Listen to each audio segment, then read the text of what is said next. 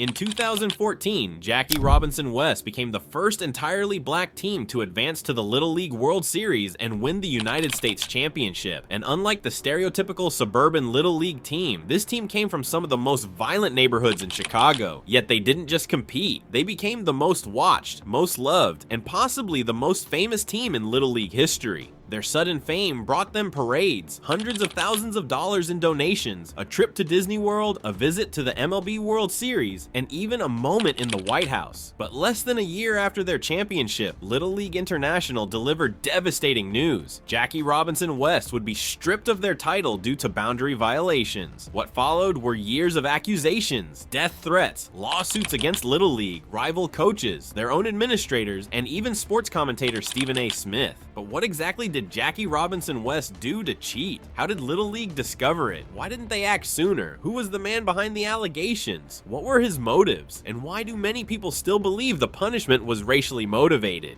Every year in Williamsport, Pennsylvania, the world's 16 best Little League teams compete in the most watched youth sporting event in the world, with nearly 6,500 Little Leagues globally and over 10,000 all-star teams formed yearly. Statistically speaking, qualifying for the Little League World Series is one of the hardest accomplishments in sports. To win the World Series from a state like Illinois, you must win a district tournament, a sectional tournament, a state tournament, and a regional tournament before even reaching Williamsport. For most, the journey is nearly impossible, but for the kids of the 2014 Jackie Robinson West team, it felt almost easy. Despite their dominance, their road to Williamsport contained the seed of their eventual downfall, because among the many teams they crushed, one coach would later spark what became the largest scandal in Little League history. Their run began at the Illinois District 4 tournament, a district of 6 Chicago area leagues. Jackie Robinson West boundaries included 3 of the 10 most dangerous neighborhoods in the city, yet they dominated as usual. In 40 years, JRW had won the district 34 times. It was no surprise they won again in 2014. Next came the sectional tournament, where they outscored opponents 70-6 in just 3 games, averaging 23 runs a game. At the state tournament, the domination continued, 53-3 in 3 games.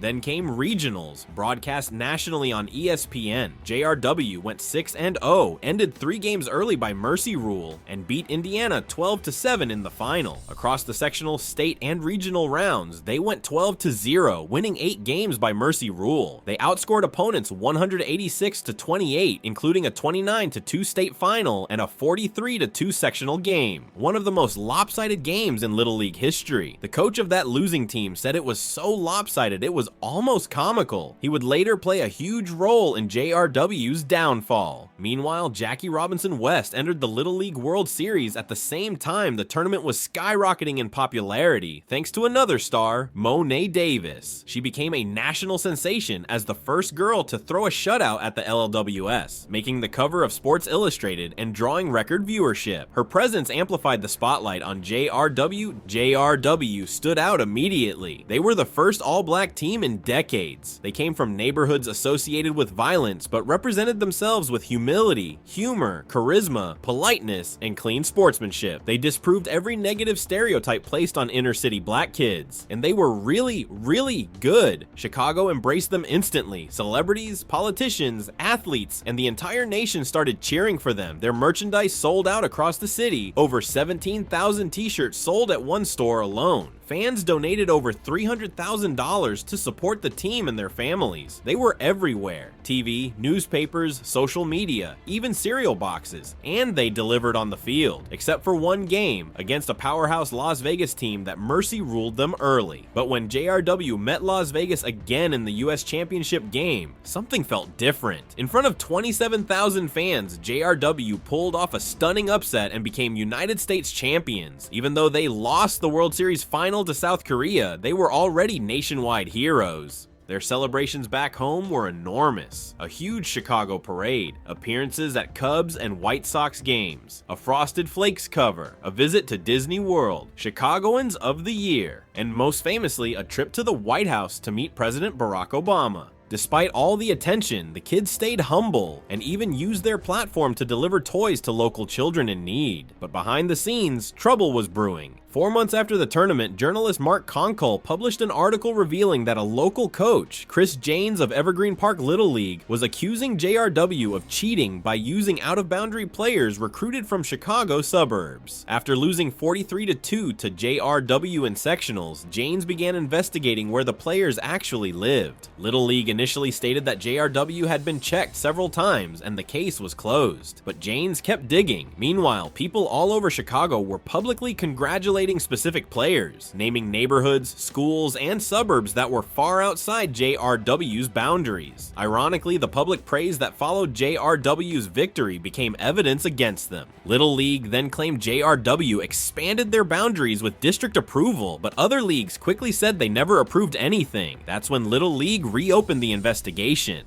A tense meeting in Chicago revealed that JRW submitted expanded boundaries without proper approval, and that the district administrator, Michael Kelly, who had long ties to JRW, sent the boundary maps to Little League anyway. Many players were suddenly ineligible on paper. In February, Little League officially stripped Jackie Robinson West of their United States Championship title. Coaches were suspended, key officials were banned, and the league's reputation, once built on decades of community trust, was suddenly thrown into chaos. For many people across the country, it felt like the ultimate tragedy, adults bending the rules and innocent kids paying the full price. But for others, especially within Chicago's black community, the punishment felt suspicious, heavy-handed, and racially motivated. They questioned why Little League had never enforced boundary rules this aggressively before, especially when similar violations by predominantly white suburban teams had resulted in nothing more than warnings. As the decision spread across the nation, Jackie Robinson West began asking the questions they believed Little League refused to answer. Why didn't Little League catch any of this earlier, when JRW had submitted their maps months before the summer even began? Why did Little League confidently announce in August that the case was closed, and then reverse themselves months later without explaining what changed? What new evidence suddenly appeared after months of silence? Why did the whistleblower wait until after JRW became national heroes to accuse them, despite playing them weeks earlier in the tournament? And perhaps the biggest question of all, if Little League was quietly investigating JRW behind the scenes, why did they continue sending the team to public events, interviews, parades, and even the White House, knowing the kids might soon have their title taken away? With no clear answers, the situation exploded into a legal war. JRW parents filed lawsuits accusing Little League of ignoring boundary issues during the tournament because the story of an all-black inner-city team winning games on ESPN was too valuable to lose. They argued that Little League used the kids for viewership, ticket sales, and national publicity, only to discard them when the spotlight faded.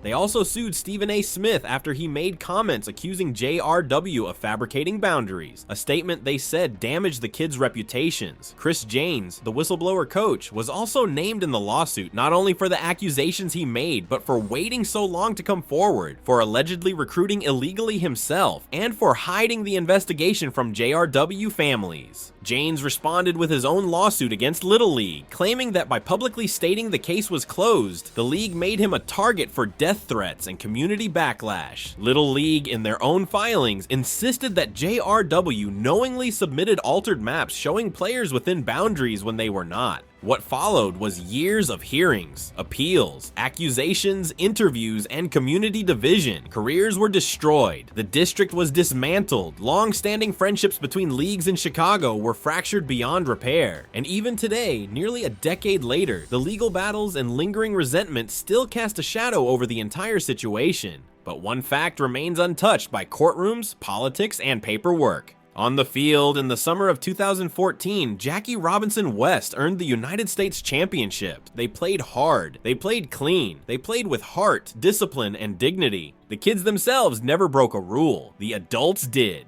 And because of the decisions those adults made, coaches, administrators, league officials, the kids who brought hope to an entire city had their championship erased. For many of them, the victory will always be remembered, but for the rest of their lives, they may also carry an unfair label, cheaters, despite never once cheating at all. Their story remains one of the most painful, complicated, and controversial chapters in Little League history, a story where the heroes were children and the villains were the adults who were supposed to protect them.